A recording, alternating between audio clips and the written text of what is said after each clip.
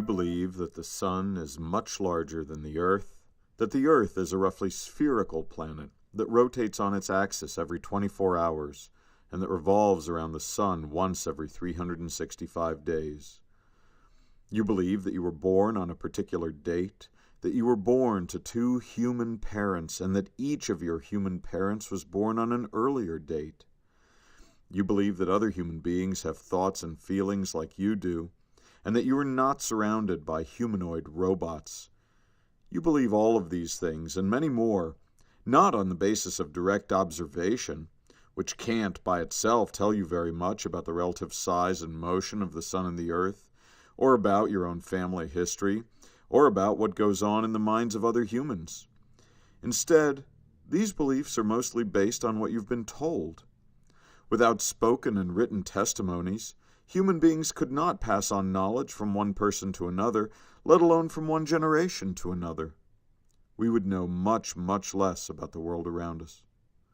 So learning about a topic by asking an expert on that topic, or appealing to authority, helps us gain knowledge.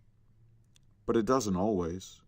Even the most highly respected authorities can turn out to be wrong. Occasionally, this happens because a highly respected authority is dishonest and claims to know something that she or he really doesn't know. Sometimes it happens just because they make a mistake. They think they know when they don't know. For example, a number of respected economists did not expect the financial collapse of 2008.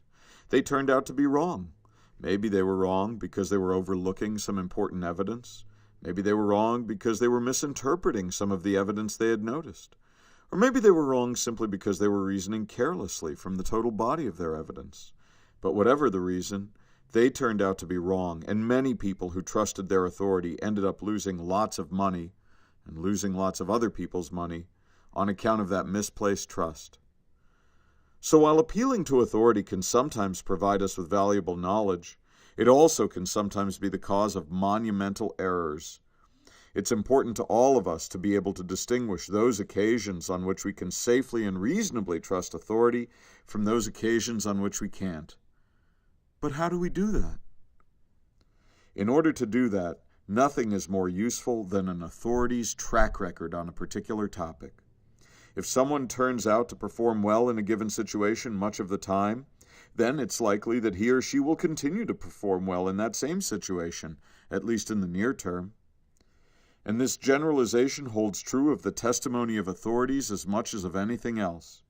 If someone can consistently pick winners in both politics and baseball, then we should probably trust him or her to keep on picking winners in both politics or baseball, though maybe not in other things where his or her track record may be less stellar. If other forecasters have a poorer track record on those same 2 topics, then we shouldn't trust them as much. So whenever you're considering whether to trust the testimony of some authority, the first question to ask yourself is, what's their track record on this topic? And notice that you can apply the very same lesson to yourself. Your instincts tell you that you've just met Mr. Right. But what sort of track record do your instincts have on topics like this one? Have your instincts proven themselves to be worthy of your trust? Just as we judge other people's testimony by their track record, so too we can judge our own instincts by their track record. And this brings us one step closer to an objective view of ourselves and our relation to the world around us.